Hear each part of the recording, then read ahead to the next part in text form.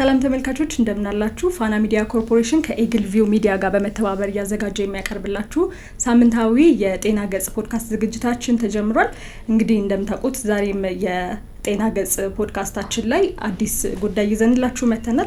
በዛሬው ዝግጅታችን የምናነሳው ክሊኒካል ትራያል ስለሚባለው ሐሳብ ነው ወይም ደግሞ በሕክምናው ዘርፍ ላይ ወይም በጤናው ዘርፍ ላይ የሚደረግ ሳይንሳዊ ሙከራ ወይም የምርምር ስራን የተመለከቱ ሐሳቦችን ነው የምናነሳው። በዚህ ዙሪያ ላይ ደግሞ ሐሳብ እንዲሰጡን እንግዶች ጋብዘናል። ሁለት እንግዶች ነው ዛሬ ጋበዝነው። እኔ በጸሎት ነኝ፣ እንደዚሁም ባልደረባዬ ያለውም አብረናችሁ ቆይታ እናደርጋለን። እንግዶቻችንን እንተዋወቃለን።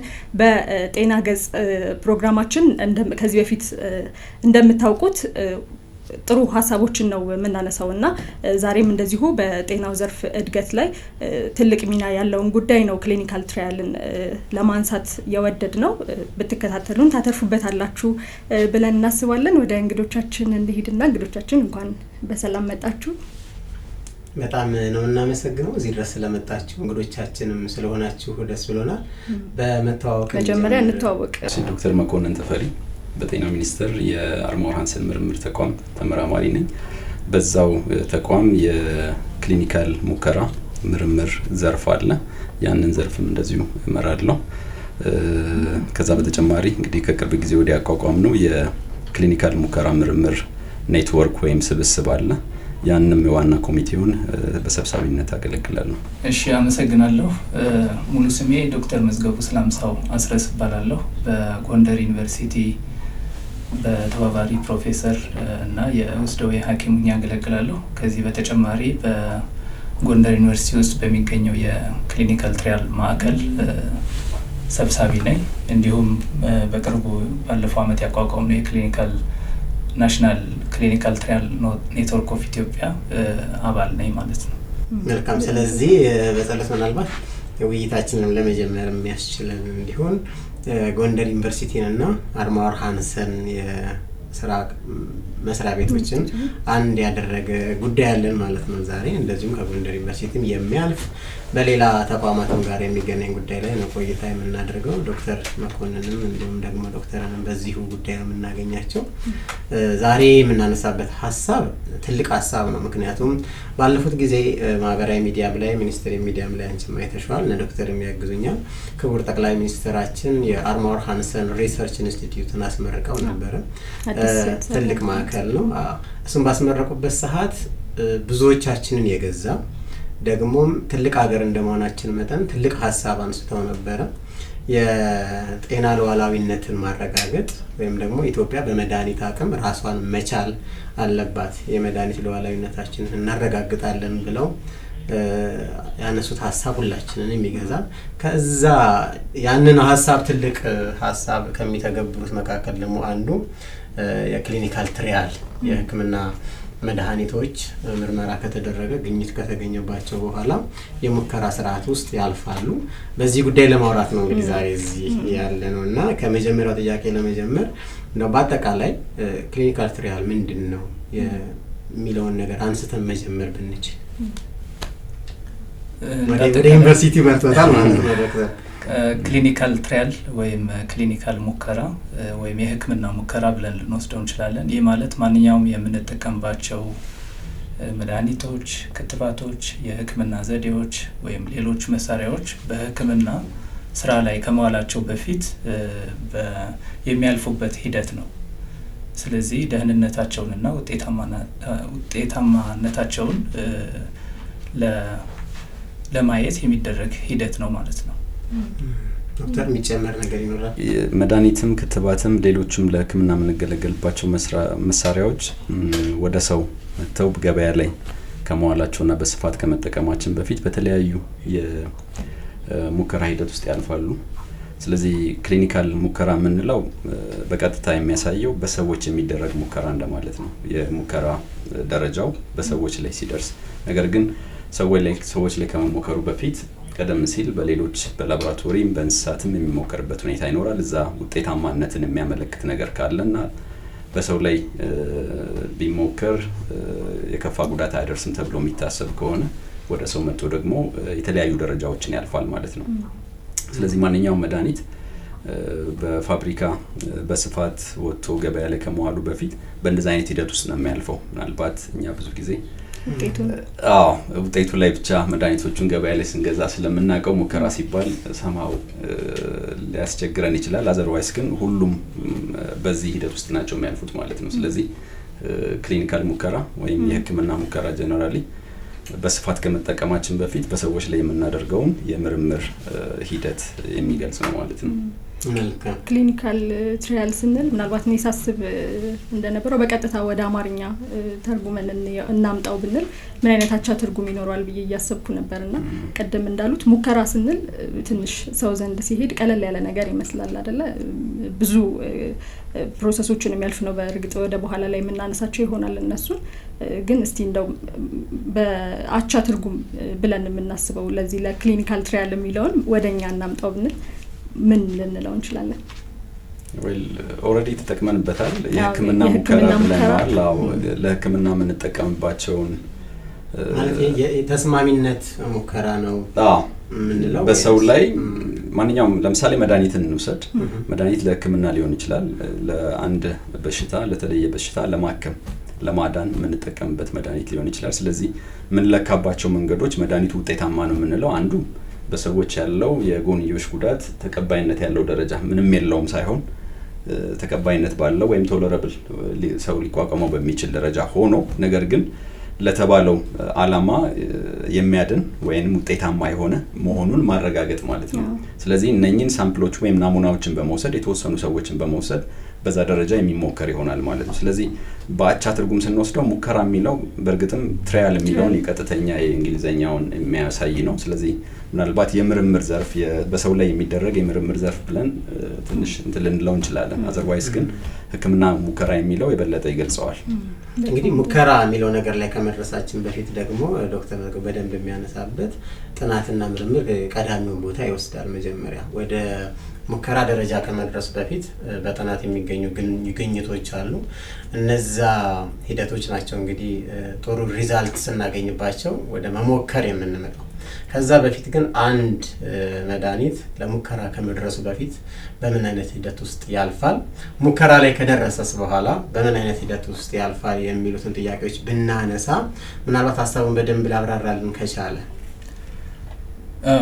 ስለዚህ እነዚህ መድኃኒቶች መጀመሪያ ያው ግኝቶች ወይም ዲስከቨሪ ስናይ መጀመሪያ በላቦራቶሪ ይፈተሻሉ ማለት ነው። እዛው ላቦራቶሪ እያሉ በተለያየ ዘዴዎች ሊፈተሹ ይችላሉ የመስራት አቅማቸው። ከዛ በኋላ ወደ ሰው ወደ ሙከራ ደረጃ ሲተላለፉ የተለያዩ ደረጃዎች አሉት። የመጀመሪያ ደረጃ የሚባለው ብዙውን ጊዜ ደህንነቱን ለማረጋገጥ የሚደረግ ነው። ከዛ በኋላ ወደ ሁለተኛው ደረጃ ስንሄድ ደህንነቱንና ውጤታማነቱን እናረጋግጣለን። ከዛ ወደ ሶስተኛው ስንሄድ ምንድነው በርከት ያሉ ሰዎች ላይ በአብዛኛው ውጤታማነቱን ደህንነቱንም ለማረጋገጥ ይደረጋል ማለት ነው። ከዛ በኋላ ወደ ገበያ ሊወጣ ይችላል። ወደ ገበያ ከወጣም በኋላ መድኃኒቶች ያው ቁጥጥር ይደረግባቸዋል።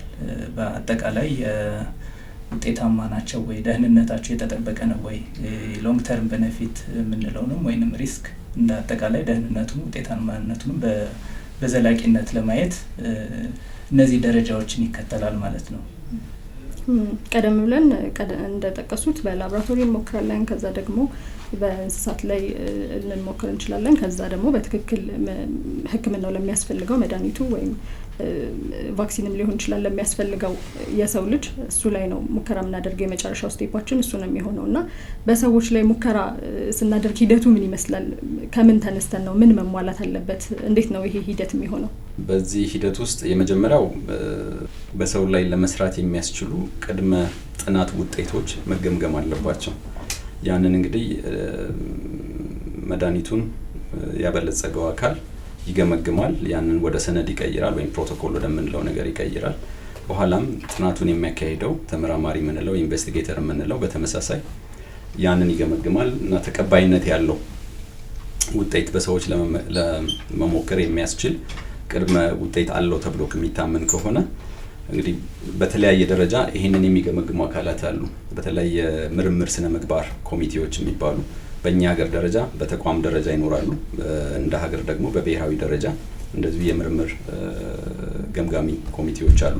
እነሱ ጋር ቀርቦላቸው ሰነዱ ያንን ይገመግማሉ ማለት ነው። ስለዚህ በዋነኝነት የሚያዩት ተሳታፊዎች የሚወስዱት ሪስክ ወይንም አደጋ አለ ወይ ይሄንን ሙከራ ውስጥ በመሳተፋቸው፣ አለዛም ደግሞ በቀረበው መረጃ መሰረት ተቀባይነት ባለው ደረጃ ሊቋቋሙት በሚችል አለዛም ደግሞ ሪቨርሲብል ፕሮቴክት ሊደረጉ በመከላከል በሚያስችል ደረጃ የሚታዩ ችግሮችም ካሉ በዛ ደረጃ ገምግሞ፣ ሁለተኛ እስካሁን ያለው በላቦራቶሪ እንዲሁም በእንስሳት ደረጃ የታየው ውጤትም እንደዚሁ ውጤታማነትን ሊያመጣ ይችላል የሚል አመላካች ነገሮች መኖሩን ያረጋግጣሉ። እዚህ ጋር የኛ ሀገር ጉዳይ በደንብ የኔ ብዙ ጥያቄም ስለሆነ በምን አይነት ደረጃ ላይ እንገኛለን የሚለውን ነገር እያሳየን ብንሄድ ቆንጆ ነው። እንግዲህ ተመልካቾቻችንም ይሄን ሀሳብ ስናነሳ እኛ ሀገር የሚሞከሩ መድኃኒቶች አሉ እንዴ የሚሉትን ጥያቄዎች ጎን ለጎን ያነሳሉ። ስለዚህ ከዛ በፊት እንደው የሀገራችንን ጉዳይ ከማየታችን በፊት ሰፋ አድርገን በዓለም አቀፍ ደረጃ ምን አይነት ልምዶች አሉ፣ የWHO ስታንዳርድ ምንድነው፣ ከዛም በኋላ ደግሞ አፍሪካ ውስጥ ቤስት የምንለው ምሳሌም ካለ ብታነሱልንና ወደ ሀገራችን መተን በዝርዝር ብንወያየው እንደው ዓለም አቀፍ ልምዶች ምንድናቸው፣ ከዛ ጋር በተያያዘ ከዓለም አቀፍ ጀምረን ወደ አፍሪካ፣ ከአፍሪካ ደግሞ ወደ ኢትዮጵያ፣ ከኢትዮጵያ ደግሞ አሁን ወደ ቀጣይ ሳምንትም ሌላ እቅዶች ስላሉ ስለዛ ጉዳይ በደንብ ብናወራ መልካም። ስለዚህ ያው ክሊኒካል ሙከራን ስላነሳን ነው ቅድም። ክሊኒካል ሙከራን እንግዲህ ከአጠቃላይ ከፋርማሲቲካል ኢንዱስትሪ ነጥለን አናየው። የፋርማሲቲካል ኢንዱስትሪ እድገት ቅድም መግቢያ ላይ አንተ እንደተናገርከው ጠቅላይ ሚኒስትሩም እንዳሉት የጤና ሉዓላዊነት ጉዳይ ነው። እኛ ወደ ኋላ ቀርተናል። አሁን ግን ወደዛ እየተመጣ እና እንደዛ አይነት አቋም የተያዘበት ሁኔታ አለ። ግን በአጠቃላይ በዓለም አቀፍ ደረጃ ስናየው የፋርማሲቲካል ኢንዱስትሪው ተከማችቶ የሚገኝባቸው አካባቢ ይታወቃል። የምዕራባውያን የምንላቸው አውሮፓ፣ አሜሪካ እና ወደ ጃፓን አካባቢ ነው ተከማችተው የሚገኙት። ያ ማለት ነው በዛው መጠን ኢኖቬሽን የምንለው የመድኃኒቶችን የማግኘት የማበልጸግ ልምምድም ያለው እዛ አካባቢ ነው ማለት ነው። ስለዚህ አብዛኞቹ ሙከራዎች የሚሰሩት እነኛ አካባቢዎች ነው የሚሆኑት በዚህ አካሄድ ወይም በዚህ ስናየው። ምክንያቱም አሁን ያለው ዓለም አቀፍ አሰራርም በተለይ የመጀመሪያው ሙከራ የምናደርገው መድኃኒቱ ወይም ክትባቱ በበለጸገበት በአገር እንዲሰራ ነው የሚያስገድደው ከስነ ምግባር አንጻር። ስለዚህ ግሎባሊ የፋርማሲቲካል ኢንዱስትሪው በዛ በስፋት ያደገው እዛ አካባቢ ከሆነ ክሊኒካል ትራያልም እንደዛው ነው። የኛ እኛ የምንጠቀምባቸው ትሮፒካል የሚባሉ ዲዞች ወይንም እኛ የሚያጠቁን በሽታዎች ያሉትን መድኃኒቶች የሚመረቱትም ወይም ኢንቨንት የሚደረጉት ወይም ኢኖቬት የሚደረጉት አብዛኞቹ ወደ ምዕራባውያን ናቸው። ስለዚህ በክሊኒካል ትራያል ተሳትፏችንም በተመሳሳይ ወደ ኋላ ብንቀር አይገርምም ማለት ነው።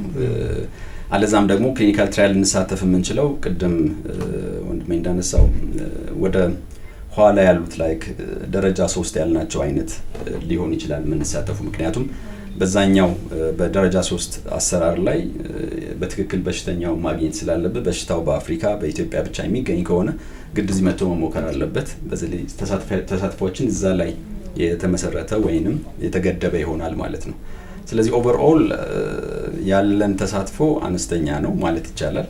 አጠቃላይ እስካሁን ግን ዝሮ ላለፉት 20-30 ዓመታት የክሊኒካል ሙከራ ስራዎች በተለያየ ደረጃ ሀገር ውስጥ እየተሰሩ ይገኛሉ። እንደ አህጉር ወይም እንደ ዓለም አቀፍ ቀደም ሲጠቅሱ እንደነበረው በዓለም እንደምናውቀው አብዛኛው ክሊኒካል ትራያሎች ወይም ደግሞ መድኃኒቶች የምናገኛቸው ማንኛውም በጤና ዘርፍ ላይ የምናገኛቸው ውጤቶች ከነሱ የመጣ ነው፣ ከምዕራባውያን የምናገኘው ነው እና በአንጻሩ ደግሞ ለተለያዩ ተላላፊ የሆኑም ተላላፊ ላልሆኑ በሽታዎች ተጋላጭ የሆነው የዓለም ቦታ ደግሞ አፍሪካ ነው እንደ አህጉር። እዚህ እነዚህ የጠቀስናቸው ህመሞች ወይም በሽታዎች እዚህ የሚገኙ ከሆነ የበለጠ እንትኑ ክሊኒካል ትራያሉ ወይም የሕክምና ሙከራው መደረግ ያለበት እዚህ ቦታው ላይ ነበረ፣ በእኛው ነበረ ሊደረግ የሚገባውና እስቲ ወደ ሀገራችን ስንመጣስ እንዴት ነው ያለንበት ሁኔታ? የተለያዩ አይነት በሽታዎችን ኤክስፒሪየንስ እናደርጋለን።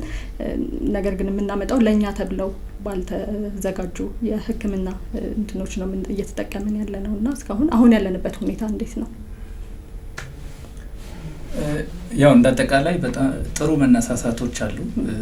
ባለፉት ጥቂት አመታት በጣም የተሻሻሉ ነገሮች አሉ። አይ ቲንክ በቅርቡ የተመረቁትን ማዕከሎችንም ቅድም ሲጠቀስ ነበርና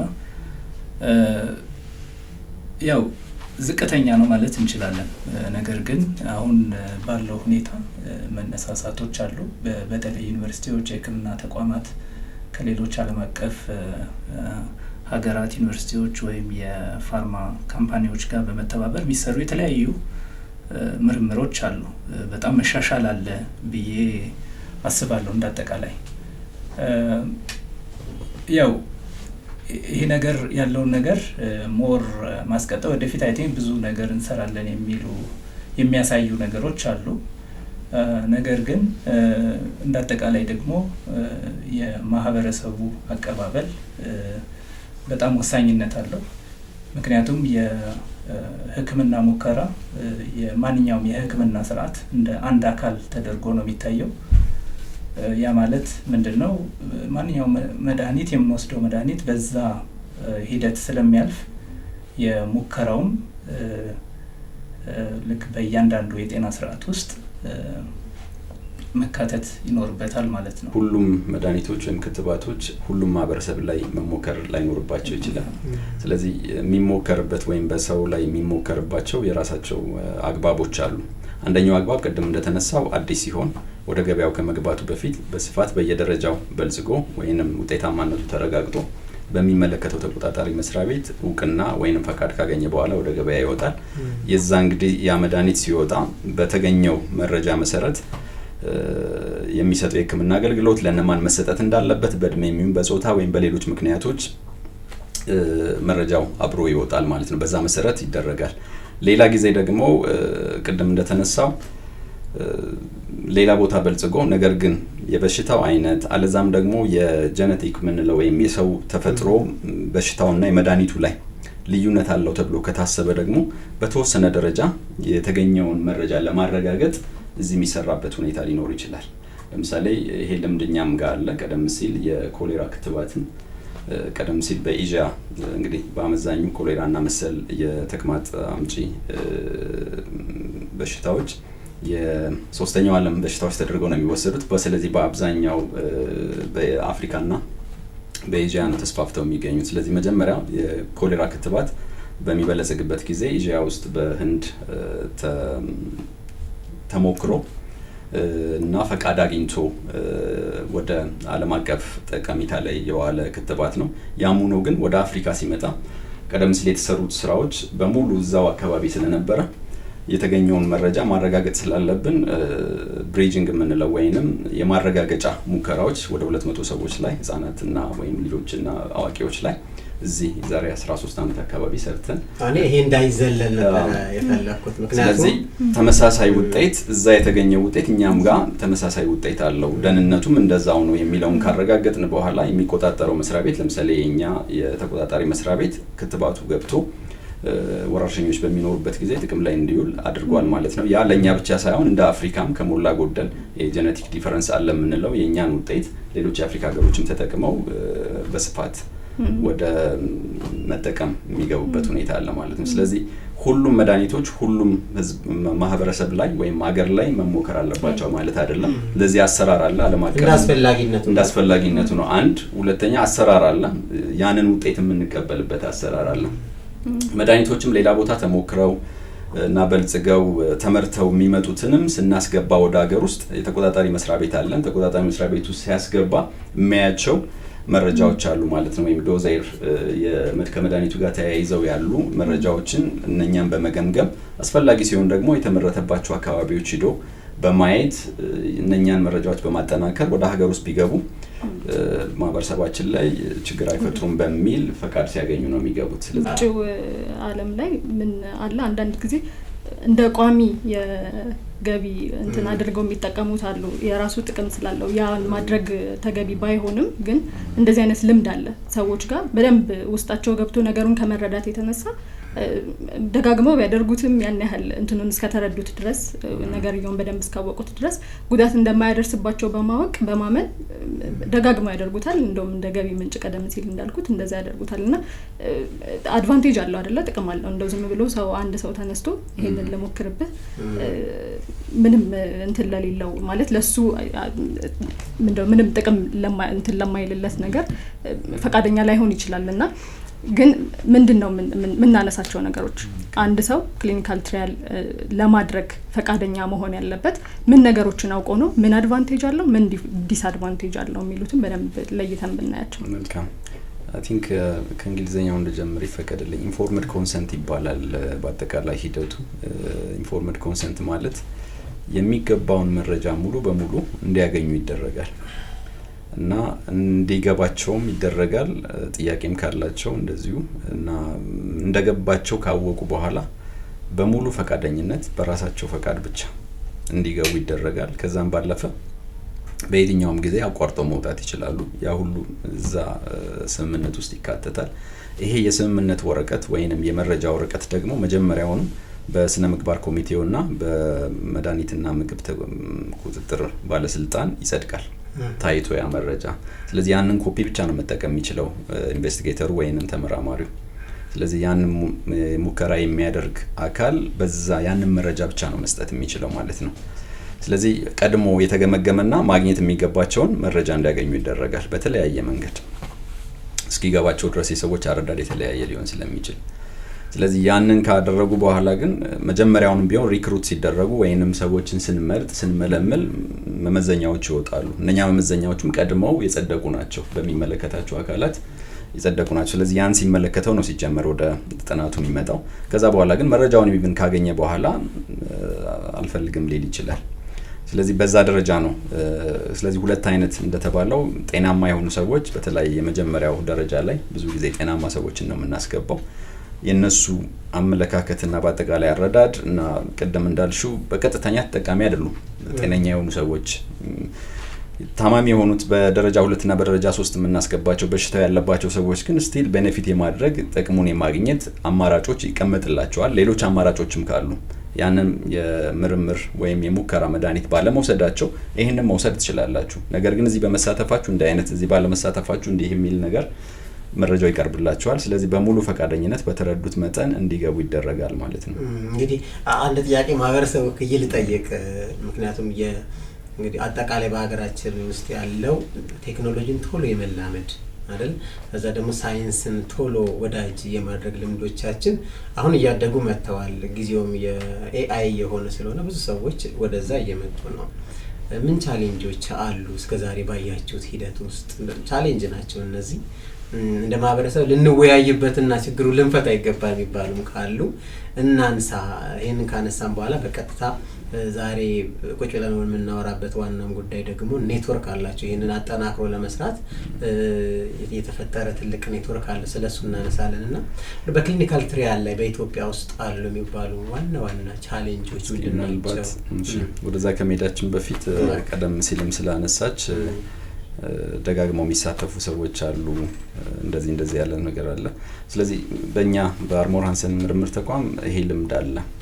አሁን እኛ ቋት አለን የተሳታፊ የፈቃደኛ ተሳታፊዎች የበጎ ፈቃደኞች ቋት አለን። እስከ 500 የሆኑ ሰዎች እኛ ጋር ተመዝግበው አሉ። ጥናቶች በሚኖሩበት ጊዜ እነሱንም የሚመለከት ከሆነ እናሳውቃቸውና መተው እንደገና ምርመራ አድርገው ለዛ ጥናት ብቁ ከሆኑ ይሳተፋሉ ማለት ነው። ይሄ ልምምድ እየመጣ ነው እኛ ጋር። ይሄንን አይ ቲንክ ለአድማጮቻችን ማሳወቅ ስለፈለኩ ነው ጣልቃ መግባት ይፈልጋል። አዎ እንዳነሳው ቻሌንጆች ወይም ተግዳሮቶችና ያሉ ግንዛቤዎች እንዳሉ ሆነው ደግሞ ቢያንስ እዚህ አዲስ አበባ አካባቢና በአርሞር ሃንሰን ኮሚኒቲ ባለው እዚህ ደረጃ ተደርሷል። ደጋግመው ፈቃደኛ ሲሆኑ ነው አክቹአሊ ስማቸውን ይዘን ቋት ውስጥ አስቀምጠን ደግመን የምንጠራቸው አለዛም ደግመን እንድንጠራቸው ፈቃደኛ ካልሆኑ ከቋታችን እንዲወጣ ይደረጋል። ስለዚህ ይሄ ልምምድ ኦሬዲ እያደገ ነው። ይሄንን ግን ማስፋት ይጠይቃል። ቅድም እንደተባለው በተለያየ ሴቲንግ በተለያየ ሁኔታ በተለያየ አካባቢ ግን የተለያየ አረዳድ ሊኖር ይችላል።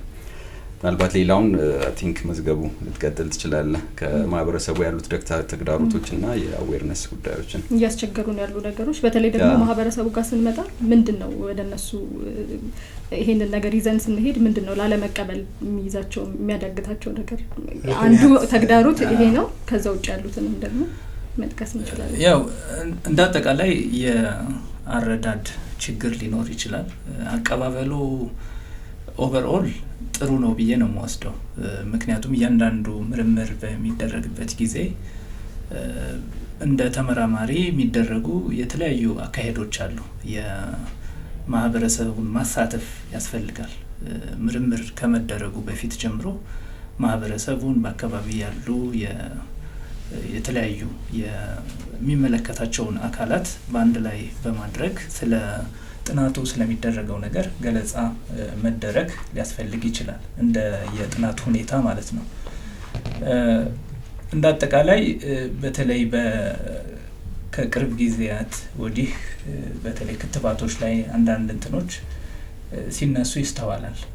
አንዳንዱ እዛ የመጣ ነው እዚህ ማደግ ነበረበት ከዚህ ጋር በተያያዘ የሚነሱ ነገሮች ሊኖሩ ይችላሉ። ነገር ግን እያንዳንዱ የሚደረገው ምርምር የሚጠበቅበትን ወይም እንዲደረግ ፈቃድ የሚሰጥ የኢትዮጵያ ምግብና መድኃኒት ባለስልጣን ያንን ፈቃድ ሲሰጥ የሚያያቸው የተለያዩ እንትኖች አሉ። ዋናው የስነ ምግባር ኮሚቴዎችና የኤፍዲኤ የሚሰሩት ዋናው ነገር የደህንነቱ የተጠበቀ ነው ወይ፣ የሚያመጣው ሪስክና ቤኔፊት እና ሌሎቹንም ተጓዳኝ የሆኑ ይህንን ለመስራት አቅም አለው ወይ፣ እያንዳንዱ ቼክ የሚደረጉ ነገሮች አሉ።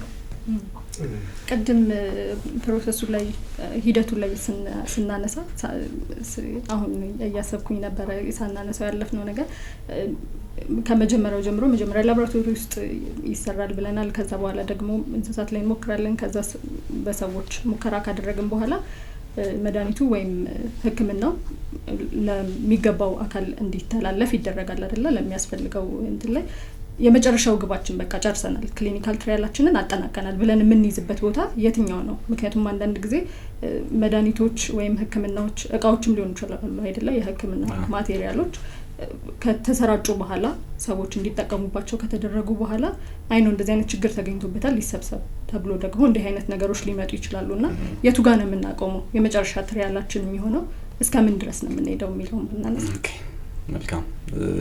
ጣልቃ ልግባ ይቻላል? ኦልራይት። በአጠቃላይ ሚስ ኢንፎርሜሽኖች ይኖራሉ። ሙከራ እንደመሆኑ እኛ ሀገር ብቻ አይደለም፣ በነገራችን ላይ ሌሎችም ሀገሮች በተለይ ቫክሲን ሬዚስተንስ የሚባሉ ክትባቶችን ሪጀክት የማድረግ እንደዚህ የመሳሰሉት ነገሮች በተለይ በሶሻል ሚዲያ ዘመን ደግሞ የበለጠ ቻሌንጂንግ ይሆናል። ስለዚህ በአመዛኙ በቂ መረጃ በተለይ ማህበረሰቡ የሚሳተፉት ሰዎች በራሳቸው ቅድም ባነሳ ነው መሰረት መረጃውን አግኝተው ነው የሚሳተፉት። በእነሱ ዙሪያ ያሉ ቤተሰቦች እና ማህበረሰቡ ግን እንደ ሙከራ ሊያዩት ስለሚችሉ ብዙ ጊዜ እንደዛ አይነት የማይገቡ ቋንቋዎችን የመጠቀም እና ሰዎችን በእንደዛ አይነት ነገር እንዳይሳተፉ ያለማበረታታት ነገር ሊኖር ይችላል። ስለዚህ በቂ የማህበረሰብ ማንቃት ስራዎች መስራት አለብን ነው አይ ቲንክ የምንወስደው ሜሴጅ። ስለዚህ እንዲህ አይነት ስራዎች እንደሚሰሩ በአጠቃላይ በነገራችን ላይ ሕክምና ባይት ሰልፍ ያለቀለት ነገር አይደለም። የትኛውም አይነት ሕክምና ምን ጊዜም ቢሆን ምንድነው በተከታታይ ቻሌንጅድ መሆን አለበት፣ ይሻሻላል ቢያንስ። ስለዚህ አይዘር አዲስ ሕክምና እንፈልጋለን፣ ሕክምና የለውም አማራጭ፣ አለዛም ደግሞ አማራጭ የተሻለ ሕክምና ስለምንፈልግ ሁሌም ቢሆን መድኃኒቶችም ክትባቶችም ማሻሻያ ውስጥ ነው የሚያልፉት። ስለዚህ ዛሬ በመተማመን ገበያ ላይ የምንገዛቸው መድኃኒቶች የራሳቸው የሚሻሻሉ ነገሮች ይኖሯቸዋል። የሚፈቀዱትም ምንም አይነት እንትን ስለሌላቸው ድክመት ስለሌላቸው አይደለም። ነገር ግን ባለው ቤስት ኖሌጅ በደረስንበት ግንዛቤ የተሻለ አማራጭ ሆነው ስለሚገኙ ነው። ስለዚህ የሙከራ ሲባልም ከዛ የተለየ አድርገን ማየት የለብንም። ምክንያቱም ከመጀመሪያውም ለዚህ ወደ ሙከራ የምናመጣቸው አማራጮች ለተሻለ ሕክምና ለማምጣት የተሻሉ ናቸው ተብሎ ስለሚታመንባቸው ነው። ስለዚህ አይዘር አማራጭ ያላቸውም ቀደም ሲል የምንሞክራቸው ነገሮች አለዛም ደግሞ የተሻሉ ናቸው ተብሎ ስለሚታመን ነው። ስለዚህ በቀጥታ ሲሳተፉም ተጠቃሚ ሊሆኑ ይችላሉ። በተለይ ደግሞ አሁን ህክምና የላቸውም ተብለው የተገለጹ ቅድም የማርበርግን አንስተናል። ያው የተፈቀደ ወይንም የተረጋገጠ ህክምናና ክትባት በሌለው ሁኔታ ውስጥ 10% ቢያድን ያንን መሳተፍ እድሉን ያሰፋል። ስለዚህ ያ ሲታመንበትም ነው መጀመሪያውም ወደ ማህበረሰቡ እንዲመጣ የሚደረገው። ስለዚህ ይሄ ፕሮቴክሽን ወይንም ቁጥጥር እንዳለ ማህበረሰባችን ካወቀ በዘፈቀደ በተመራማሪው ፍላጎት ብቻ የሚሆን አይደለም። በአጠቃላይ ብዙ አካላት ገምግመው የተሻለ የማህበረሰቡን ይጠቅማል እና ለወደፊቱም ደግሞ የተሻለ ጤና ያመጣል ተብሎ ሲታሰብ ብቻ ነው ወደ ሙከራ የሚገባው። ስለዚህ በዛ መልኩ ብንገነዘበው የተሻለ ነው ብዬ አስባለሁ። ከዛ ውጭ ግን ቅድም እንዳነሳሽው አያልቅም ብለን እናያዘው። ነገር ግን አንድ መድኃኒት ወደ ገበያ የሚወጣው 3ቱን ደረጃዎች ካለፈ በኋላ ደረጃ 1፣ ደረጃ 2 እና ደረጃ 3። ደረጃ 3 ላይ በሺህ የሚቆጠሩ ሰዎች ጥናት ውስጥ ገብተው ከዛ የሚገኘውን ውጤታማነት ደህንነት ካረጋገጠ በኋላ የሚገኘውን ውጤት ገምጋሚው አካል ለምሳሌ በእኛ ሀገር ደረጃ የምግብና መድኃኒት ቁጥጥር ባለስልጣን ማለት ነው ፈቃድ ይሰጣል ማለት ነው ወደ ገበያ እንዲውል። ገበያም ከዋለ በኋላ ግን ኮንቲኒየስሊ ከገበያም በኋላ ጥናት እንዲደረግበት ወይም ሪፖርት እንዲደረግ ለምሳሌ ያልተጠበቁ የጎንዮሽ ጉዳቶች ካሉት ወይም ውጤታማነት ጥያቄ ውስጥ የሚገባ ከሆነ ክትትል ይደረግበታል። መልካም እንግዲህ እነዚህ ስናነሳ የኢትዮጵያ ክሊኒካል ትሪያል ህብረት ተቋቁሟል ባለፈው አመት። ምን አላማ አድርጎ ተቋቋመ ከሚለው ጥያቄ መጀመር የተሻለ ነው። እንግዲህ ክሊኒካል ትሪያልን በመናነሳበት ሰዓት ሁሉም በየተናጥል የሰራቸውን ስራዎች ሁሉም በየራሱ እንግዲህ ለምሳሌ ነው የምናነሳው ጎንደር ዩኒቨርሲቲ የሰራውን ስራ በራሱ መንገድ ከሚሞክረው በተለያየ መንገድ በህብረት አድርጎ መስራት ተገቢ ሆኖ ስለተገኘና ወቅቱ የሚፈልገው ተግባርም ስለሆነ ህብረት አቋቁማቸዋል። ለምን ተቋቋመ? እንዴት ተቋቋመ? ምን አላማ አድርጎ ተቋቋመ? የሚሉትን ጉዳዮች ብንሄድባቸው ምናልባት ጥሩ ነው ይመስለኛል። እንግዲህ ቅድም አንስተናል። በአጠቃላይ ዓለም አቀፋዊ እውነታው ያለን ተሳትፎ አነስተኛ ነው የሚለውን ተግባብተናል። ነገር ግን ያለን አቅም ያ አይደለም። አንደኛ እንደ ሀገር ትልቅ ሀገር ነው። ሁለተኛ በህዝብ ቁጥርም እንደዚሁ ከ100 ሚሊዮን ህዝብ በላይ ያለበት ሀገር ነው። በሱ ብቻ አይደለም ዳይቨርሲቲ ወይንም ብዝሃነት ምንለውም። ስለዚህ አንዱ ክሊኒካል ትራያል ሲሰራ ወይም ሙከራው ሲሰራ በተለያዩ ማህበረሰብ ክፍሎች እንዲሰራም ይበረታታል። የሚገኘው ውጤት ጀነራላይዘብል ወይንም በአጠቃላይ እንደ ዓለም አቀፍ ደረጃ የሰው ልጅ ሊጠቀምበት በሚችል ደረጃ እንዲሆን ማለት ነው። ስለዚህ የኢትዮጵያን በክሊኒካል ትራያል ሙከራ ልህቀት ውስጥ መግባት እና የሚገባትን ቦታ መያዝ ይገባታል ብለን እናምናለን። አሁን ካለው በተለይ ደግሞ ቅድም መግቢያችን ላይ እንደተነሳ ነው በክትባትም በመድኃኒትም ራሳችንን መቻል እንፈልጋለን። which means አገር ውስጥ እና ምናመርት ከሆነ የተለያዩ መድኃኒቶች ሲመረቱ የተለያየ ሙከራ ስራዎች ሊደረግላቸው ይገባል። ቅድም አንስተናል የባዮ ኢኩቫለንስ ያልነው አንዱ ለምሳሌ እዚህ የሚመረቱት መድኃኒቶች አብዛኞቹ ወይም ሙሉ በሙሉ ማለት ይቻላል ጄነሪክ የሚባለው ወይንም መጀመሪያው ከተመረተ በኋላ ሌላኛው አምራች እዚህ ያለው አምራች መረጃውን ገዝቶ የሚያመርተው ነው። ስለዚህ ያ ማለት ከመጀመሪያው ምርት ጋር ሲነጻጸር ውጤታማነቱ መረጋገጥ አለበት። ያን እንግዲህ በክሊኒካል ሙከራ የምናረጋግጥበት አንዱ መንገድ ባዮ ኢኩቫለንስ ይባላል። ስለዚህ እንደ ሀገርም እንደ አርማወር ሃንሰን ሪሰርች ኢንስቲትዩትም ባለፈው ጥቂት አመታት ይሄንን አቅም ለመገንባት ሙከራ እየተደረገ ነበር። አሁን በተሻለ ሁኔታ አዲስ በተመረቀው የአርማወር ሃንሰን ምርምር ተቋም ማዕከል ውስጥ አንዱ ከተገነቡት ነገሮች ይሄን አቅም ማድረግ ነው። ስለዚህ ያ ማለት ነው በአገር ውስጥ የሚመረቱ መድኃኒቶችን ለማህበረሰቡ ደህንነታቸው፣ ውጤታማነታቸውና ጥራታቸው የተጠበቁ መሆኑን የማረጋገጥ አቅም በራሳችን እንፈጥራለን ማለት ነው። ከአሁን በፊት ሌላ ቦታ አሰርተው መምጣት ነበረባቸው። ስለዚህ እንዲህ አይነት አቅሞችን ለማጎልበት እና ሀገራችን የሚገባትን ቦታ እንድትይዝ በህብረት መስራት አስፈላጊ ነው። ቅድም እንዳነሳሁት የዛሬ 30 ዓመት በላይ በተለያዩ የሀገራችን ክፍሎች በተለይም በዩኒቨርሲቲዎችን መሰረት ያደረገ የክሊኒካል ሙከራ ምርምሮች ይሰራሉ። በተለይም እንደሚታወቀው አዲስ አበባ ዩኒቨርሲቲ፣ ጎንደር፣ ጅማ ዩኒቨርሲቲ፣ አርባ ምንጭ፣ ሐዋሳ የመሳሰሉት በእነዛ ይሳተፋሉ። አሁን ሌሎችም ዩኒቨርሲቲዎች በተለይ ቴሪሻሪ ሆስፒታል ያለባቸው ዩኒቨርሲቲዎች ስራዎችን ይሰራሉ። ስለዚህ ይሄንን ማሰባሰብ እንደ ሀገር አቅም ለመገንባት እንደ ሀገር የጋራ አቋም ለመያዝና የሀገር ውስጥንም ግኝቶች ለማበረታታት ምክንያቱም በሀገር ውስጥም ግኝቶች ቢኖሩ ቅድም ያነሳሁት አይነት ያንን ወደ ክሊኒካል ትራያል ወስዶ ወደ ማርኬት የሚወስድ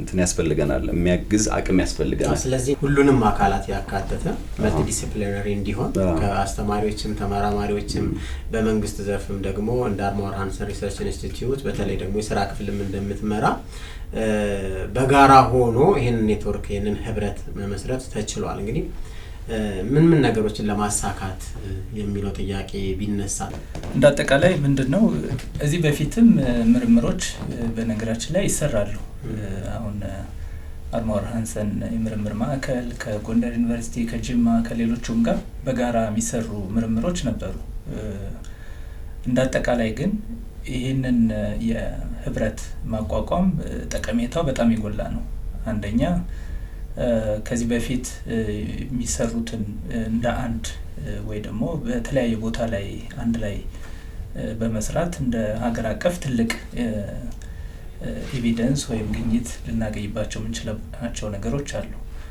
ሌሎቹ የአቅም ግንባታ ነው እንዳጠቃላይ አንድ ቦታ ያለው አቅም ሌላም ቦታ ያለ የተለያየ አቅም ሊኖር ይችላል ስለዚህ እንደ ሀገር አንድ ላይ በሚሰራ ሰዓት የተለያዩ የአቅም ግንባታ ስራዎች በሂውማን ሪሶርስ ወይ ደግሞ በሌላም ኢንፍራስትራክቸር ማስፋፋት ወይም ሼር ማድረግ ወይም ካፓሲቲ ማሳደግ ሊኖረው ይችላል ማለት ነው እንግዲህ አሁን እንደተባለው ከሆነ በዚህ በኔትወርኩም የበለጠ ለማሳደግ ነው አይደል ያለንን አቅም ቅድም እንደተጠቀሱት በዘርፈ ብዙ የሆኑ ሀብትን ያለን ምን ተጠቀመባቸው የሰው ሀብት እንዳሉት ዳይቨርስ መሆኑም ከዛ ውጪ ደግሞ ሪሶርስም ቢሆን ከወቀትም አንፃር ቅድም ባህላዊ ሴቶቻችንም ያነሳን ነበርና ብዙ ወቀት አለና ይሄንን አንድ ላይ አድርጎ ለተሻለ ነገር ለመጠቀም ኔትወርኩ የበለጠ ያግዛል የሚለውን ሐሳብ እንወስድና በዚህ ላይ ግን አንዳንድ የጤና ባለሙያዎች በራሱ እንዴት ነው ወደዚህ የሚገቡት ለምሳሌ አሁን በተለያየ በዚህ ኔትወርክ ውስጥ ያልታቀፉ ወይም ደግሞ በራሳቸው የተለያዩ የህክምና ሙከራዎችን ያደረጉ ሪሰርቾች ይሰራሉ አይደለ በተለያየ ጊዜ በግለሰብ ደረጃ የጤና ባለሙያዎች ይሄንን ማድረግ ሲፈልጉ እንዴት ነው በዚህ ማዕቀፍ ውስጥ መግባት የሚችሉት የሚለውን ደግሞ እናንሳ ይሄ ህብረት ያው መጀመሪያ ስንመሰርተው ቀደም ሲል የክሊኒካል ሙከራ ልምድ ያላቸው እና ለረጅም ጊዜ ሲሰሩ የቆዩ ተቋማትን ነው ግለሰቦችን ሳይሆን ተቋማትን ነው ለማሰባሰብ የሞከረው ስለዚህ በተቋማት ውስጥ ያሉት በአጠቃላይ ተመራማሪዎች ወይም በዚህ ዘርፍ ውስጥ የሚያገለግሉ የኔትወርኩ አባል ናቸው ወይም አካል ናቸው ስለዚህ ስንጀምር አዲስ አበባ ዩኒቨርሲቲ ጅማ ዩኒቨርሲቲ ጎንደር ዩኒቨርሲቲ ሐዋሳ ዩኒቨርሲቲ እና እንግዲህ በክሊኒካል ሙከራ ውስጥ ዋና ተዋናይ የምንላቸው የስነ ምግባር ኮሚቴዎች እና የኢትዮጵያ ምግብና መድኃኒት ቁጥጥር ባለስልጣን እንዲሁም በዋነኝነት ደግሞ ጤና ሚኒስቴር እንደ ባለቤት የዚህ ኔትወርክ አባል ነው ያም ሆኖ ግን ስራዎች እየሰፉ ሲሄዱ ሁሉንም አቃፊ ነው የሚሆነው ስለዚህ ሁሉም በክሊኒካል ሙከራ የሚሳተፉ የተቋማት እዚህ ውስጥ እየገቡ ይሄዳሉ በኋላ የበለጠ ፍሬም እያደረግነው ስንሄድ ደግሞ ግለሰቦችን እውቅና የምንሰጥበትና ተጓዳኝ አገልግሎት የሚሰጡ ለምሳሌ ኢንሹራንስ በነገራችን ላይ የጥናት የሚሳተፉ ሰዎች ኢንሹራንስ ይገባላቸዋል እንግዲህ ቀደም ሲል በእኛ ሀገር ደረጃ ኢንሹራንስ ለክሊኒካል ሙከራ ኢንሹራንስ የመግባት ልምምድ አልነበረም እስከ ቅርብ ጊዜ ድረስ ከውጭ ሀገር ነው ኢንሹራንስ የምንገባው ስለዚህ አሁን ከቅርብ ጊዜ ወዲህ ግን አዌርነሱን በመፍጠር አትሊስት 3-4 የኢንሹራንስ ካምፓኒዎች አሁን የህክምና ሙከራ ላይ ኢንሹራንስ መስጠት ጀምረዋል የህይወት ኢንሹራንስ መስጠት ጀምረዋል እነኚህ ብቻ ሳይሆን የሚደረግባቸው ሰዎች ከመድኃኒቱ ወይንም ከሚሞከርበት ክትባት አንፃር የሚገጥማቸው ያልተጠበቀ ነገር ካለ ዋስትና ይገባላቸዋል አንዱ አሰራር እሱ ነው በነገራችን ላይ ቅድም በደም ማንሳት የነበረ አንተ ትልቅ ሐሳብ ነው ምን ታላሚ ያድርገው ነው ኢንሹራንስ የሚለው ነገር ግልጽ ነው ኢንሹራንስ ሲኖረው ደግሞ ኮንፊደንሻል ምን እናደርገዋለን አይደል ችግር ሊፈጠር ቢችል ብለን ምን እናስገባው ነገር ነው እንግዲህ ከዚህ ጋር ተያይዞ ከኮንፊደንሻሊቲው እና ከኢንሹራንሱ ጋር ተያይዞ አንድ ላይ ተረም ታነሳልናል ብለን እናስባለን በያዝነው ሳምንት ውስጥ ደግሞ የክሊኒካል ትራያል ዊክን በአርማወር ሃንሰን ሪሰርች ኢንስቲትዩት ኔትወርኩ ሰብሰብ ብሎ የተለያዩ አካላትን ጨምሮ እያከበረ የሚገኝበት ሳምንት ላይ ነን ያለ ነው። በዚህ ሳምንት ውስጥ ምን ተግባራት ይከናወናሉ፣ በህብረት ውስጥ ምን ስራዎች ይሰራሉ፣ ክሊኒካል ትሪያል ቀን እንዴት ይከበራል የሚለውንም ነገር ከኢንሹራንሱ ጋር እያይዘን ማንሳት እንችላለን። መልካም። ስለዚህ ኢንሹራንስ ነው እዚህ ጋር ያመጣውበት ሌሎች ማክተሮች አሉ፣ ተዋናዮች አሉ ለማለት ነው። ኢንሹራንስ ብቻ ሳይሆን ላቦራቶሪ ሰርቪስ የሚሰጡ የላቦራቶሪ አገልግሎቶች ይኖራሉ፣ ሌሎችም አካላት ይኖራሉ። ቅድም መልቲ ሴክቶራል ብለሃል፣ ብዙ ዘርፎች ይኖራሉ። ብቻውን ክሊኒካል ትራያል የሚሰራው ሳይት ብቻ በራሱ አሁን የምንለውን ግብ ሊያሳካ አይችልም። ስለዚህ ይሄን የማሰባሰቢያ መድረክ እንዲሆን ነው ኔትወርኩ ዋናው ዓላማው። ስለዚህ በእርግጥ ኔትወርኩን ባለፈው አመት ስንመሰርት የመሰረትነውም በፈረንጆቹ ሜይ 20 ወይም በእኛ ግንቦት 12 2017 ነው የመሰረትነው። ያ ቀን በየአመቱ በዓለም አቀፍ ደረጃ የክሊኒካል ሙከራ ቀን ተደርጎ ይታሰባል። በእኛ ሀገርም ላለፉት 13 አመታት ይህን ስናደርግ ቆይተናል። በተለይም በአዲስ አበባ ዩኒቨርሲቲ ሲዲቲ አፍሪካ አነሳሽነት በአዳራሽ የሚመለከታቸውን ባለድርሻ አካላት በመሰብሰብ በክሊኒካል ሙከራ ዙሪያ በመወያየት ሲታሰብ ቆይቷል ማለት ነው። ካለፈው አመት ጀምሮ ደግሞ ትንሽ ሰፋ አድርገን አሁን እንደምናደርገው እንደዚሁ የማህበረሰባችን ንቃት መጨመር እንዲሁም የሚዲያዎችን ከበር እንዲያደርጉትና ክሊኒካል ሙከራ የህክምና ስርዓቱ አንድ አካል እንደሆነ እንዲወሰድ የማድረጊያ ንቅናቄ አካል ነው ማለት ነው። ስለዚህ በዚህ አመት ለመጀመሪያ ጊዜ የክሊኒካል ሙከራ ሳምንት ብለን የተለያዩ ኩነቶችን እናካሂዳለን። የክሊኒካል ትራያል ሳምንት ነው አለን አይደለም? በደንብ የሚሰራበት ሰው ጋር መድረስ ይኖርበታል ብዬ አስባለሁ። እንደው ለብዙ ሰዎች ነገሩ ከመነሻችንም ስንነሳ አዲስ ነገር ሊሆን ይችላልና መኖሩንም ጥቅሙንም ያን ያህል ሰው ጋር ግንዛቤ ላይኖር ይችላል። በተለይ ደግሞ ሰው ጋር ተደራሽ ለመሆን እቺን ሳምንት በምን አይነት መንገድ እንጠቀምባታለን፣ እየተጠቀምንባትስ ነው የሚለውን ጨምረው ቢያነሱልን ብዬ ነው። ያው እንዳጠቃላይ የክሊኒካል ሙከራ ወይም የህክምና ሙከራ ሁሉም ማህበረሰብ ማወቅ የሚገባው ነው። ይህ ማለት የጤና ባለሙያውንም ጭምር የሁሉም አካላት የህክምና ሙከራ አስፈላጊ እንደሆነ ቅድም እንደተጠቀሰው አንዱ የጤና ስርዓት አካል መሆኑንና በብዙ ሀገሮች ላይ እንደሚታየው በየአንዳንዱ በተለይ ተለቅ ያሉ ሆስፒታሎች ውስጥ የህክምና ሙከራ ማዕከላት አሉ። በየተለቅ ያሉ ሆስፒታሎች ማለት ነው። እንደ ሀገርም ያንን ማሳካት ይኖርብናል። ምክንያቱም ማንኛውም ቅድም ሲጠቀስ እንደነበረው ተሳታፊ መሆን አለብን። የሀገር ውስጥ ግኝቶችንም በውጭም ያሉት ሌሎችንም መድኃኒቶች፣ ክትባቶችንም ሌሎችንም ሁሉንም በስርዓት ማስኬድ እንዲቻል አቅም መገንባት ያስፈልጋል። ስለዚህ እንዳጠቃላይ ሁሉም ማህበረሰብ ስለ አስፈላጊነቱ ግንዛቤ እንዲኖረው ነው እንዳጠቃላይ የክሊኒካል ትራያል ዊክ በሚል። በነገራችን ላይ እኛም እድለኛ ነን። በዚህ ርዕስ ደረጃ ክሊኒካል ትራያል አስፈላጊ ነው። ኢትዮጵያ አሁን የሚገባት ጊዜ ላይ ናት ያለችው። መነሻችን ላይ አነሳን ቅድም ክቡር ጠቅላይ ሚኒስትራችን ኢትዮጵያ የመድኃኒት ሉዓላዊነቷን ማረጋገጥ አለባት የሚለው ሀሳብ ትልቅ ሀሳብ ነው። ሁላችንም ገዝተነዋል፣ ደግሞም ይገባናል። ምክንያቱም ትልቅ ሀገር ነን። ይሄ ደግሞ ኢትዮጵያ በጣም ሁላችን በሚያስማማ ደረጃ ለአፍሪካውያንም በብዙ መንገድ ምሳሌ ልትሆን የምትችል ታሪክ ናት።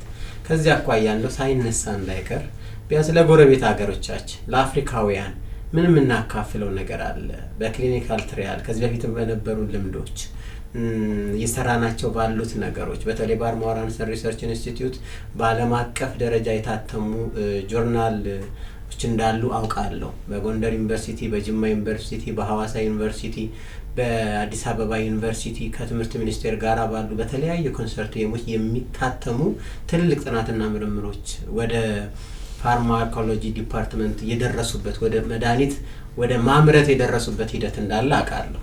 ከጥናት አልፈዋል ማለት ነው። ስለዚህ እነዚህን ነገሮች እንግዲህ ከኢትዮጵያ ባሻገር ወደ ዓለም አቀፍ ደረጃ ለማምጣት አፍሪካ መድረስ የመጀመሪያው ነገር ነው። ሉዓላዊነት በሀገር ውስጥ አይቆምም፣ ለአፍሪካ መድረስም አለብንና ከዚህ አኳያ ኢትዮጵያ ለአፍሪካውያን ምን ታስተምራለች በተለይ ከክሊኒካል ትሪያል ጋር በተያያዘ የሚለው የኔ እንደው ሳናነሳው ባናልፍ የምለው ጥያቄ ነው። መልካም ቅድም አንስተናል ብዙ ምክንያቶች በቂ ምክንያቶች አሉ ኢትዮጵያ በሪጅኑ ብቻ ሳይሆን እንደ አህጉር ተጽዕኖ መፍጠር የምትችልባቸው ከዛም መካከል አንዱ ቅድም አሁን እንደተነሳው በክሊኒካል ሙከራ ዘርፍ ነው። እንዳልኩት ብዙ ነን ዳይቨርስ ወይንም ብዝሃነት ኢን ሴንስ እንትናችን ዳይቨርሲቲያችን በጣም ሰፊ ነው። ስለዚህ ክሊኒካል ትራያል ሙከራ በአፍሪካ መሰራት ካለበት እዚህ መሰራቱ የበለጠ አፍሪካን ሪፕሬዘንት ያደርጋል ተብሎ ይታመናል። ስለዚህ ከአቅምም ደረጃ ከቅርብ ጊዜ ወዲህ በጣም ትልቅ አቅም እየገነባን ነው። ራያችንም እሱ ነው አክቹአሊ አትሊስት ሪጂናል ሊደር መሆን በቀጠናው ደረጃ መሪ ሆኖ መውጣት። አፍሪካ ሲዲሲ እዚህ ነው አብዚና ያለው አዲስ አበባ ውስጥ ነው። አንፎርቹኔትሊ ግን እስካሁን ባለ ልምምድ በሚገባን ልክ ተዋናይ አይደለንም፣ በሚገባን ልክ አንታወቅም። የዚህም ህብረት አስፈላጊነት የዚህም የክሊኒካል ትራያል ሙከራ ኔትወርክ አስፈላጊነት ኮሌክቲቭሊ በጋራ እንደ ሀገር ያለን አቅም ማሳየት እና ሌሎቹም ጋር ልንተርፍ የሚችል አቅም እንዳለ የማሳየትና ከሁሉም በላይ በሀገር ውስጥም በውጭም ለመድረስ የሚያስችል መድረክ መፍጠር ነው። ስለዚህ አንዱ ግቡ ያ ነው የኔትወርኩ ግብ። ስለዚህ ከሀገር ውስጥ አልፎ ያሉን አቅሞች አሰባስቦ በሀገር ውስጥ የማህበረሰባችንን ፍላጎት መሙላት እና የተባለውን የመድኃኒት ሉዓላዊነት ማረጋገጥ ከዛም ባለፈ ግን ለሪጅን ወይም ለቀጠናው ሊሆን የሚችል አቅም እንዳለ የምናሳይበት ጊዜ አሁን ነው ብለን ስለምናምን ነው። ጥሩ ነን ያለ ነው። አሁን ደግሞ በቀጣይ ለአህጉርም ለዓለምም ጭምር የሚተርፍ አቅም አለን በዛ ላይ ከተጠቀምንበት ከሰራንበት ማለት ነውና እስቲ ወደ ጊዜው አሁን እንግዲህ ቴክኖሎጂ እጅግ በጣም እየረቀቀ እየሰፋ የመጣበት ጊዜ ነው። በተለይ ዲጂታል ስርዓቱን ከመጠቀም አንፃር ለዚህ በደንብ ያግዛል ብዬ አስባለሁ። በተለይ ደግሞ አሁን የኤአይ ጊዜ ነው። ከዚህ በኋላ ደግሞ የበለጠ እየፈጠነ ነገሮች ከአእምሯችን በላይ የሆኑ የሚሄዱበት ሁኔታ ነው ያለውና ክሊኒካል ትራያሉን እንዴት ነው በዚህ መንገድ ልንጠቀምበት እያሰብን ያለ ነው? በምን መንገድ ነው የምንጠቀምበት? ወደፊት ለሚመጣው ጊዜስ አሁን ላይም ጭምር ያለንበት ሁኔታ ያው ይታወቃል። ብዙ ለውጦች ያሉበት ስለሆነ አጀንዳ 2030 ጋር በደንብ ማች የሚያደርግ በጣም ልናልፈው ማይገባ ጥያቄ ያነሳች ይመስለኛል። አጀንዳ 2030 እንግዲህ ኢትዮጵያን ዲጂታላይዜሽን ማድረግና ለአፍሪካውያን መድረስ ነው። ከዛ ደግሞ በዓለም አቀፍ ደረጃ ተወዳዳሪ መሆን ነው። ዛሬ ደግሞ የያዝነው ጉዳይ የሁላችንም ጉዳይ የሆነ የጤና ጉዳይ ሆነ ከጤናም ደግሞ አልፎ ከመታከም ያለፈ ታክመን የምንድንበት መድኃኒት ነው። ስለዚህ ታክመን የምንድንበት መድኃኒት በ2030 ካቀድነው እቅድ ጋራ ዲጂታላይዜሽንን ይዞ ከመስራት አኳያ ምን ታስባል የሚለው ጥያቄ እንግዲህ ጨመር አድርጌ አጠንክረን እንድንመልሰው ስለፈለኩ ነው። በጸሎትን ሰከንድ ላድርግ ብዬ። አይ በጣም ጥሩ ጥያቄ ነው። ምክንያቱም ማንም ሰው ከዚህ ሊወጣ አይችልም። እንዳጠቃላይም ስናይ አሁን አንዳንድ ኤአይ አሲስት የሚያደርጋቸው ነገሮች በሙከራ ያልፋሉ። በነገራችን ላይ አሁን ለምሳሌ እዚህ ላይ ደርሰናል ማለት ነው። እንግዲህ በጣም ትልቅ ነገር ነው። ኤአይ ምን ሰፖርት ያደርጋል? በተለይ እንትኖቹን በማንበብ የተለያዩ የኤክስሬይ ውጤቶችን በማይክሮስኮፕ የሚደረጉ ምርምሮችን በኤአይ በማገዝ የተሻለ በሽታው ማወቅ ይቻላል ወይ የሚል ምርምር አሁን ባለፈው አመት የጨረስነው አለ። እኛ ጋር ብቻ ሳይሆን በተለያዩ ዩኒቨርሲቲዎችም ወይም የምርምር ተቋማት ይደረጋል። ይሄ እንዳለ ሆኖ እንዳጠቃላይ ግን ይሄ ዲጂታላይዜሽን አንዱ በተለይ ይሄም ህብረት አክቲቭሊ እየሰራበት ያለው ነገር አንዱ እሱ ነው። በተለይ እይታን እንዲጨምር አሁን የታሰቡ ነገሮች አሉ። የክሊኒካል ትራያሎች በሀገር ውስጥ የሚደረጉ ክሊኒካል ትራያሎች የሚመዘግቡበት ፕላትፎርም የተዘጋጃለ። ይህም ህብረት ዌብሳይት ይኖረዋል። ስለዚህ ማንኛውም ሰው የሚፈልገውን ጥያቄ የሚጠይቅበት ከዲጂታላይዜሽን አንጻር እነዚህም ሊነሱ ይችላሉ። እንዳጠቃላይ ግን መረጃን መሰብሰብ ራሱ በፊት በወረቀት የሚሰራውን የነበረው አሁን ወደ ዲጂታል እየዞረ ነው።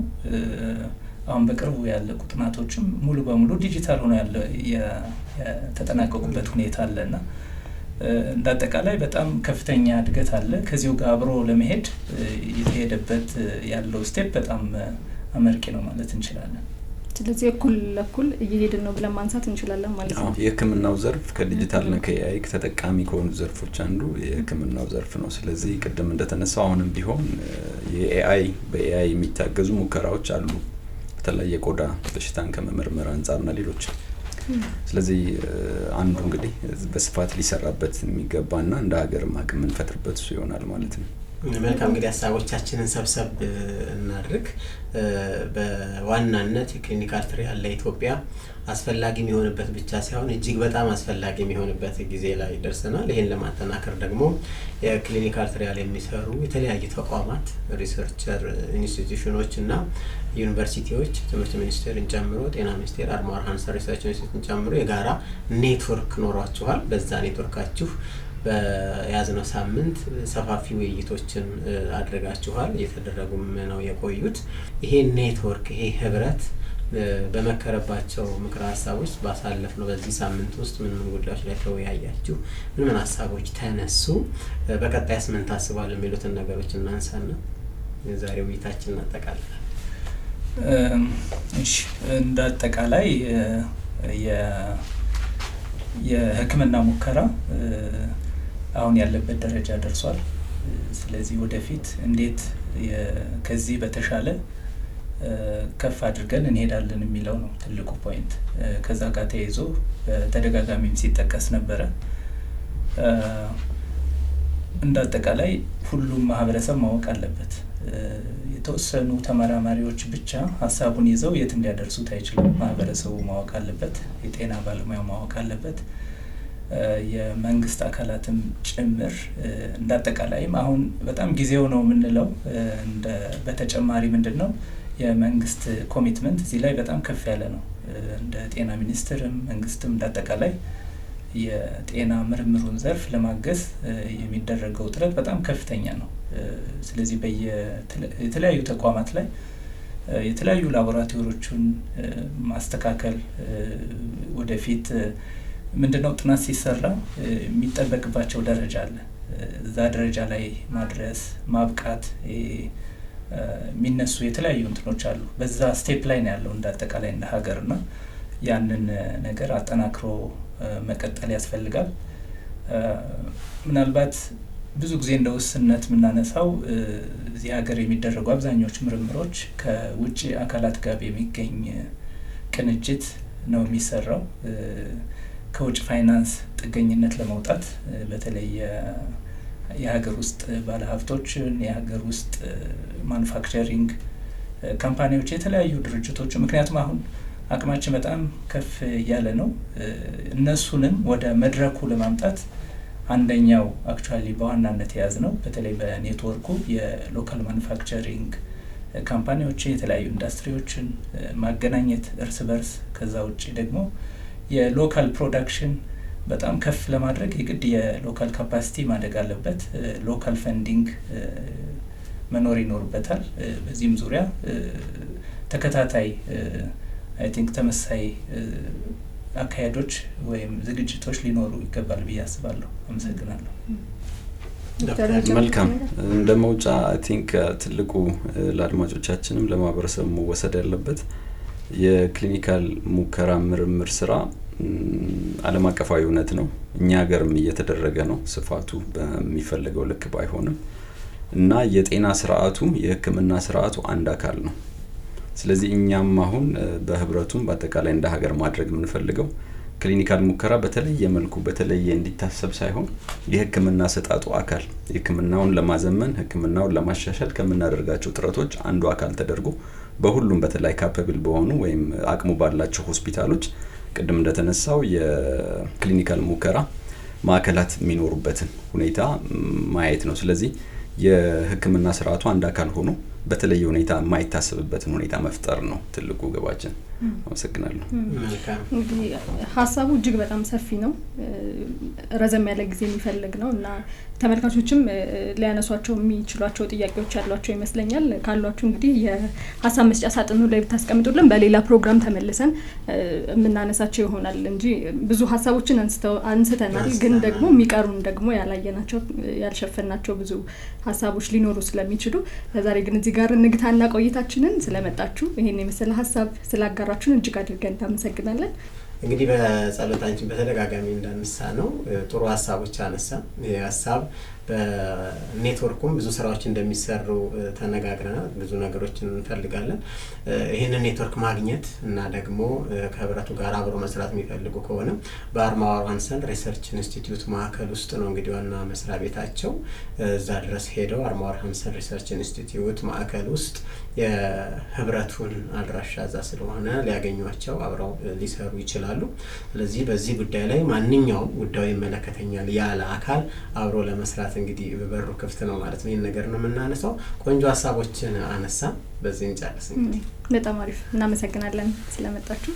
ተመልካቾቻችን እናንተንም እጅግ አድርገን እናመሰግናለን። እንግዲህ በቆይታችን የሚጠቅሟችሁ ነገሮች አግኝታችሁበታል ብዬ አስባለሁ። በህክምና ሙከራ ወይም ሳይንሳዊ ሙከራዎች ዙሪያ የሚነሱ ሀሳቦችን በደንብ ተወያይተንባቸዋል፣ አንስተናል። ከዚህ በተጨማሪ ደግሞ እናንተ ማንሳት የምትፈልጓቸው ሀሳቦች ወይም ጥያቄዎች ካላችሁ በሀሳብ መስጫ ሳጥኑ ላይ ብታሳውቁን በሚቀጥለው ፕሮግራም ደግሞ እነሱን መነሻ አድርገን ልናነሳ እንችላለን። አብራችሁን ስለነበራችሁ እጅግ አድርጌ አመሰግናለሁ። ሰላም ቆዩ።